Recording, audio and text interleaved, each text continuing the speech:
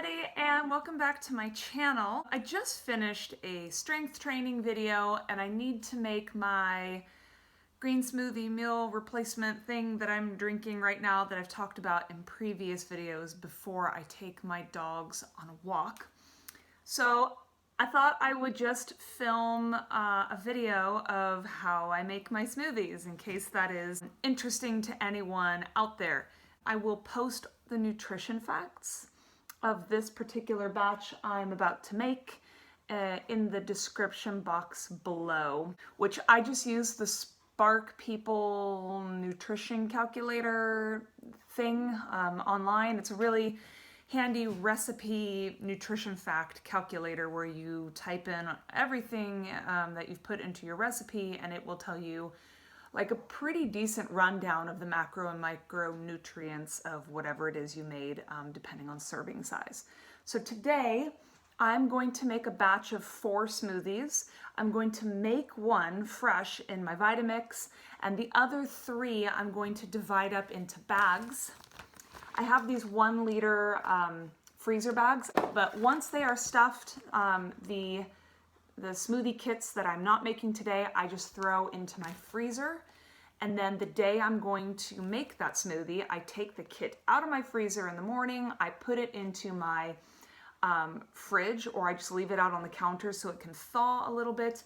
And then I throw it in my Vitamix and there you go. It takes away all the prep work. I'm only making 4 kits right now today, but in the past I've made upwards of 2 weeks worth. I've made like a batch of 14 kits, which I then freeze, and it's so convenient for postpartum. If you want to have like really healthy, fresh green smoothies, you can do these as a freezer meal where you do all of your washing, cutting, preparation, put them into resealable, freezer safe bags or whatever, and just shove them in your freezer. I use a Vitamix. But even if you're using a regular blender and you don't have time to thaw them out or you forget, you can add hot water to your smoothies so that the combination will immediately thaw out your mixture and make it easier to blend. But I don't really recommend that because you can't control the outcome. Sometimes like it can make the fruit and veggies taste a little weird. Sometimes maybe it's just in my head, I don't know. Anyway, we're going to make a batch of 4 smoothies. They're going to each make a full meal replacement drink. And again, the nutrition facts will be down below. I think approximately each one has about 500 calories, like 10 grams of fat, which is all from the avocado, healthy fat. Incidentally, fat that you eat from avocado does not translate into fat in your body. It actually helps you burn fat. So important that you look up the differences in fats. And then something crazy like a full day's worth of dietary fiber and like 30 grams of protein. So it is a good deal. So anyway, let's just get right into it, huh?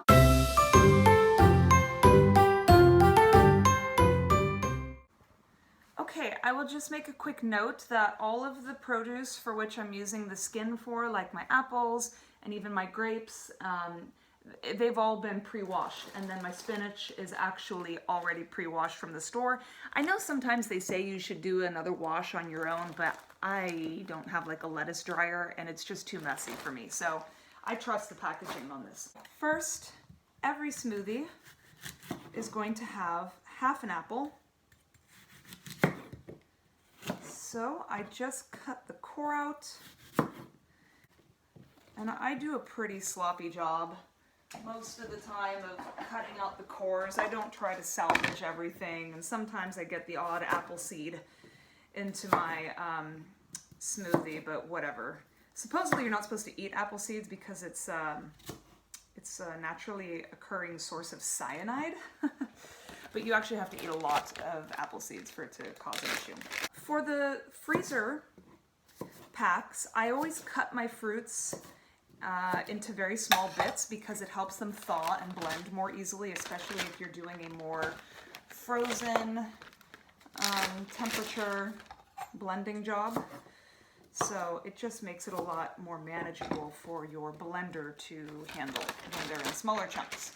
And for the sake of measurement, these are just medium-sized organic gala apples. But I have a scale next to me, so let's go ahead and weigh approximately how much half an apple would be. So this particular batch has 60 grams, approximately 60 grams of apple. And I'm gonna be honest, like, I'm not a super Nazi when it comes to organic fruit and produce. I do what I can, but it's also so expensive. And oftentimes I find that organic produce, you know, sometimes it's just not ripe or it's overripe or, you know, so for the fruits where I'm using the skin, I try to get organic. Like I have my organic kiwis and stuff like that, but I kind of just, I do what I can within my budget. So anyway, next up is half a banana in each smoothie, and if you want to be measuring, this is approximately 60 grams of banana that is going into each of these smoothies. So once again, for the freezer variations, I cut these up into small bits. We go to our next banana. This is for the third smoothie kit. That will go in my freezer, so I chop them up into small bits. And then for the one I'm making fresh now, I'm literally not even going to cut it more than this because it blends so easily. All right, next up, we are going to do half a kiwi in each kit, and we are going to do it with the skin on. A ton of a kiwi's phytonutrients are actually stored in the skin, and almost all of their fiber content is in the skin. People don't think the skin is edible because it's got a weird texture and maybe not like a favorable flavor, but when you blend it into a smoothie, you can't taste shit, and you also can't like sense texture because it's been pulverized. So I always buy, like I said, I try to always buy organic kiwi, and I wash them first. And then I use the whole kiwi with skin on. Once again, for my smoothie kits, I'm going to cut these up into like 8 pieces, maybe even more, because they do become quite hard when you freeze them. So I've got one kit. Once again, I don't know if I mentioned this, but it's half a kiwi for each kit. 2 kits, this can be my fresh, and this one will be my third freezer. So, when you go shopping for kiwi for your smoothies, get like the super squishy, overripe kind, because you're gonna be pulverizing it anyway, so the texture doesn't really matter. So long as the skin isn't broken so that like bacteria and stuff could actually get into the fruit, a squishy kiwi is totally edible, and it just tastes better. If you get the really hard ones, especially the ones almost like this, unfortunately, where the skin looks kind of translucent, you can see the green kind of behind the brown fuzz, it's gonna mean, it just means that they're not as ripe, and it's gonna make your smoothie a little bit more on the tart side. So I prefer to have much riper kiwi with like thicker skin because they just seem to taste better, but whatever. Moving on, grapes. I prefer to have organic grapes, but actually when I went to the store they didn't have organic grapes, so I just got the regular kind. I'm gonna add 15 grapes. Oh shoot, I didn't weigh the kiwi. Let me just weigh that for you guys in case you all want to be precise or whatever. So for the kiwi, it is approximately 30 grams of kiwi per kit. So now I'm going to do 16 grapes, which don't ask me why, I just feel like that is the magic number. So we've got 16 green grapes. You can use red if you want, I just prefer to keep everything green. It is approximately 85 grams of green grapes. I noticed that when I add different colors into my smoothies, whoops, it changes the color of the actual smoothie, and it just makes it look like crap, which is not a big deal. I mean, they taste delicious no matter what, but there's something unappetizing about like a brown smoothie when you use red fruits. Like normally I even use green apples, but anyways. Now we're going to add, I'm gonna do half an avocado in each of these smoothies just because this avocado is getting a little bit old and I need to use it up. See, I'm sorry, even though this is going into a smoothie, I have sort of a mental issue with brown avocado. Like, I just can't wrap my head around it, so I'm just gonna cut that bit out. For the fresh smoothie, I'm just gonna plop it all in one chunk. But for the smoothie kits, I'm going to cut these up into more manageable slices, scoop them out of the skin, and put them directly into my smoothie kit bag. The avocado is approximately 25 grams per smoothie kit. All right, what's next?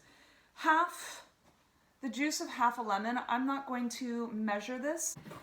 I just squeeze it right over into the bag or into my blender. I try to get as much as I can out.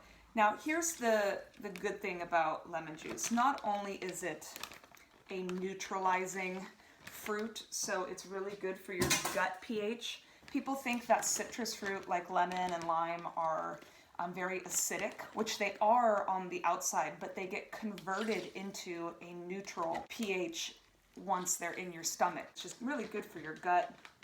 But you're also getting a lot of vitamin C, which is, of course, super healthy for our immune systems and everything else. But the other benefits to it, besides just giving it giving these smoothies a nice fresh taste, is that lemon juice is a natural preservative.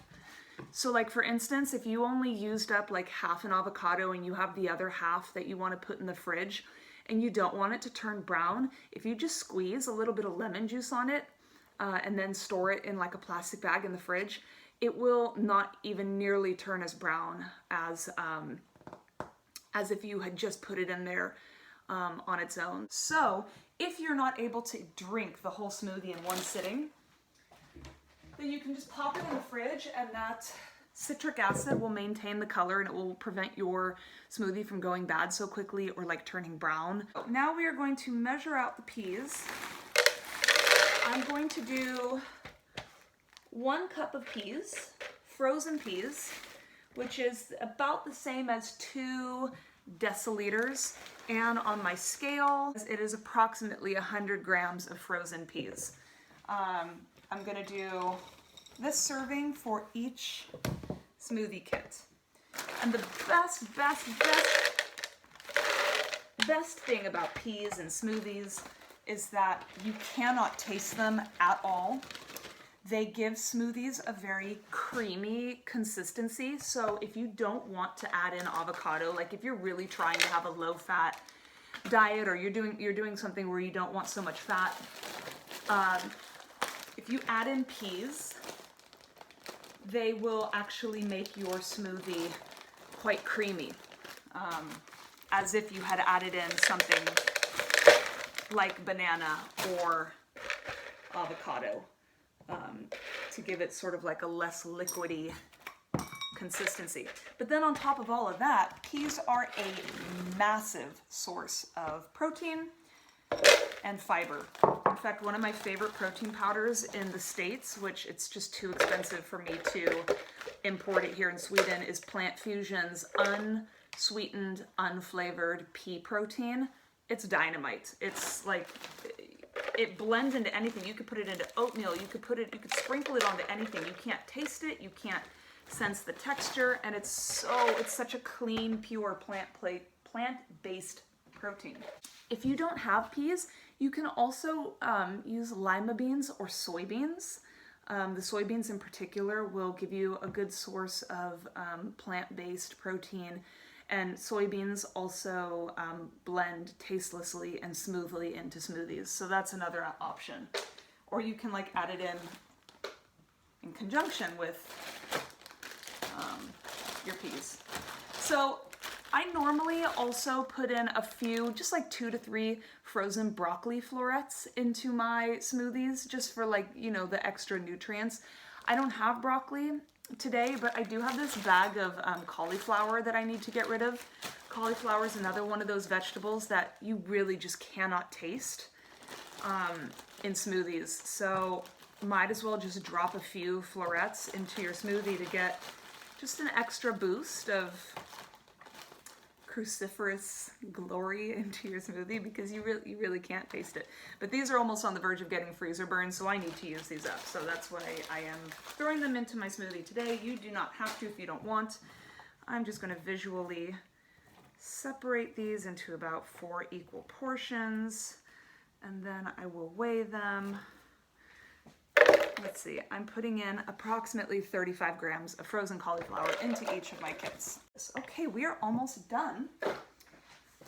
Second to last item is spinach, the wonder component of my smoothies. Spinach has got such an enormous amount of iron and naturally occurring super bioavailable folate in it. I don't have the numbers off the top of my head, but you can just Google it. It's incredible how much folate is in spinach. So if you're TTCing or you're pregnant and you want to supplement your diet with the most natural form of folate you can get, I highly recommend this. And the best part about naturally occurring folate is that I think I read a statistic that like upwards of 40% of the human population has that MTHFR gene mutation, which means that when you take folic acid, which is the synthetic version of folate,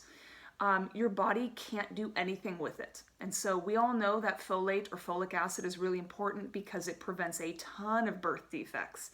And that's why they want you to start it 3 months before you even get pregnant, because you want those eggs you're ovulating to already be genetically sound.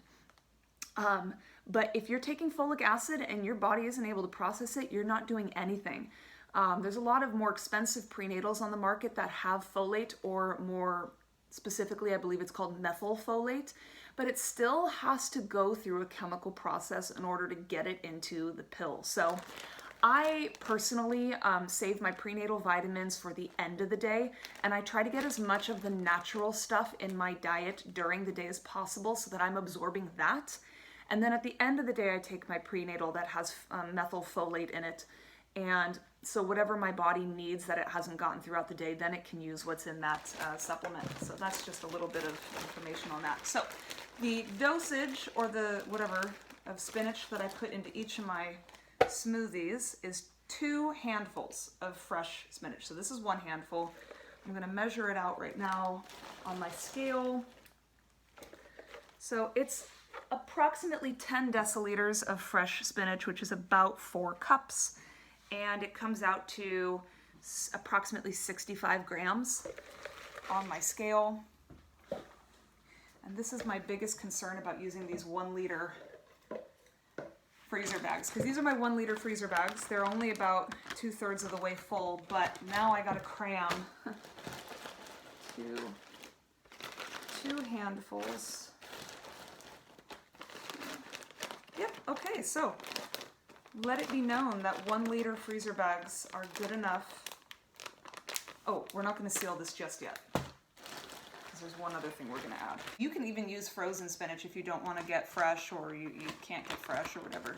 The last ingredient that I'm going to put into my smoothies, besides water, which we'll get to in a minute, is Nutiva Organic Hemp Protein. This is unsweetened, unflavored, pure, raw, organic, cold-pressed hemp protein. I get it at Whole Foods, but you can get this pretty much anywhere.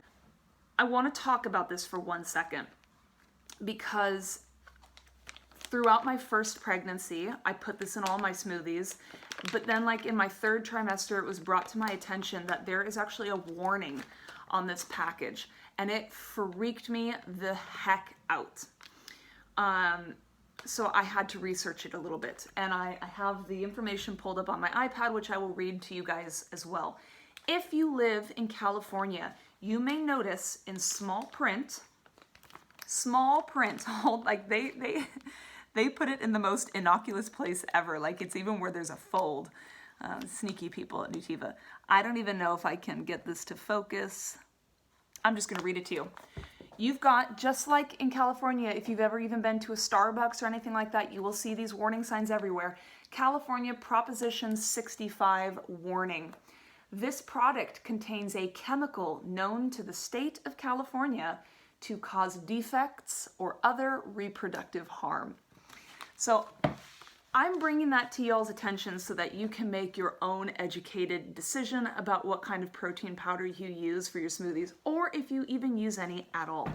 But I want to just clarify a little bit, because I have fact-checked this, and this is from Nutiva's website, but you can also get third-party fact checks of this.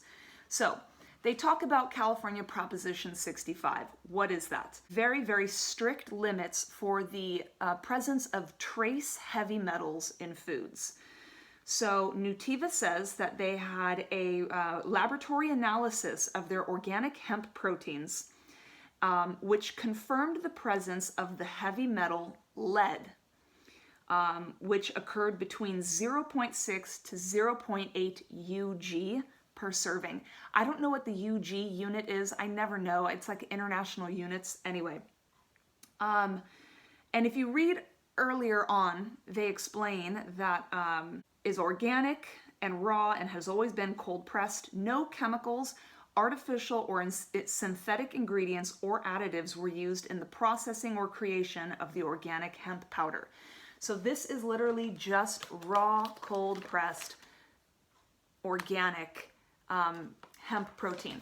So what is the deal with this proposition? So if you read down below, it says plants absorb naturally occurring minerals from the soil, which can be reflected in the final product. The hemp product, and this is going to be any hemp, and very likely could be like tons of different produce that we're eating in our diet and don't even know, naturally absorbs trace levels of lead from the soil. So, but to bring it into context, this laboratory analysis showed that it had approximately 0.7 UG per serving of lead. The California Proposition 65 limit is 0.5 UG of lead. So supposedly that's very, very low. The Food and Agriculture Organization of the United States and of the United Nations and the World Health Organization standards are much higher than that. So what this hemp protein powder contains in lead, they say, is 12 to 13 times lower than the standards set by the World Health Organization and the FAO, which is the Food and Agriculture Organization of the United Nations. The fact that it's 12 to 13 times lower than those standards makes me feel like I'm okay to use this. So I know that's a super long-winded preface to the use of this protein powder. You may wish to use your own different brand. I know that there are some issues with like whey protein. I always see women saying, what protein powder is safe during pregnancy? I don't know if Plant Fusion is any better. I don't have it on hand to see if there's any kind of proposition warning, but that's just to let you guys know I do use this. I don't use a full serving in each of my smoothies. I use anywhere from 1/3 to 2/3 of a serving.